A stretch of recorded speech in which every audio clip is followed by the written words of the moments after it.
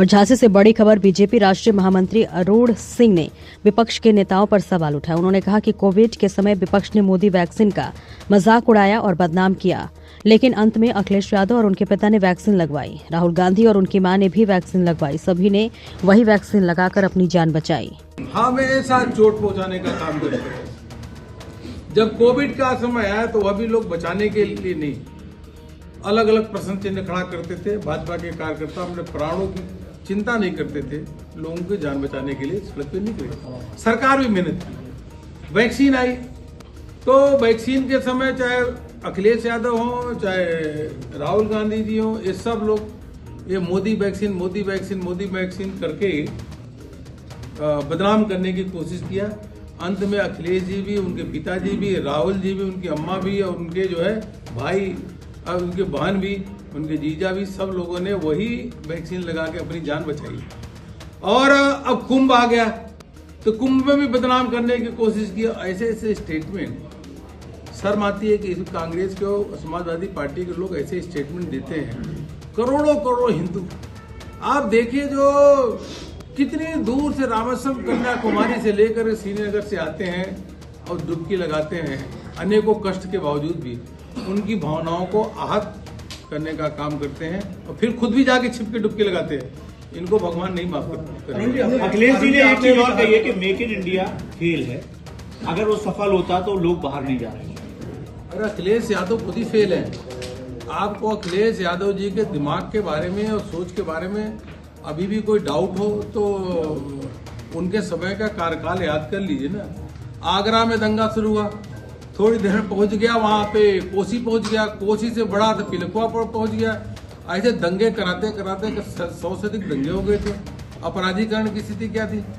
तो कोई ढंग का आदमी, अच्छे व्यक्तित्व का, अच्छे सकारात्मक सोच वाला व्यक्ति अखिलेश यादव नहीं है ना। अभी हमने कहा कि केंद्र सरकार खुले दिल से राज्यों को पैसा दे रही है, लेकिन कल कृषि मंत्री प्रदेश के झांसी में थे, उन्होंने मन से जो केंद्र सरकार के सचिव थे उनसे कहा कि कृषि सेक्टर के लिए और पैसे की आवश्यकता है। जो पैसा आप हरियाणा पंजाब को दे रहे हैं उससे भी कम यूपी को दे रहे हैं, तो कैसे कृषि का विकास होगा जब यहाँ पे तमाम योजनाएं आप लेके आते हैं?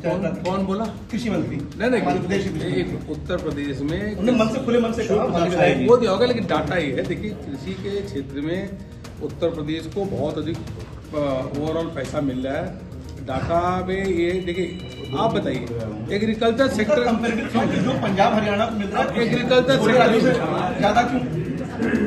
कृषि के क्षेत्र में मैं आपको बताऊं, यह कांग्रेस का समय था 27,049 करोड़ रुपए मिलता था। कितना? 27,000 करोड़। यह मोदी सरकार है जो 1,71,437 करोड़ रुपए एग्रीकल्चर सेक्टर में 6 गुना अधिक दे रही है। नहीं, यूपी की बात, हम यूपी की बात कर रहे हैं। देखो उन्होंने मन से सीधा संबोधित करे कहा।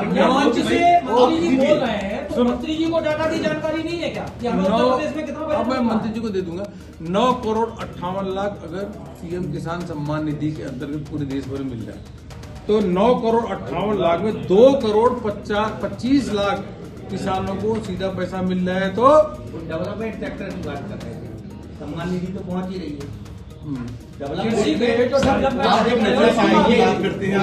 बात करते हैं, हम डिटेल दे देंगे। कहते हैं कि इसके लिए प्रदेश सरकार को उन्होंने कहा कि हम 250 करोड़ रुपए तो लेके आए हैं वर्ल्ड बैंक। अरे भाई 2% के ब्याज थे। ऐसा है कि मन से कहा, एक मिनट, उन्होंने इसी बात का पैसा दीजिए हमें। देखो ये तो अच्छी बात है, जो स्वाभाविक सी बात है। जो प्रदेश के लोग होते हैं वो कहते हैं हमको और पैसा दो। अच्छा कहने चीज में क्या दिक्कत है? विपक्ष कह रहा है कि बजट में बिहार की बहार है या बिहार ही बिहार है, इसका कहना है।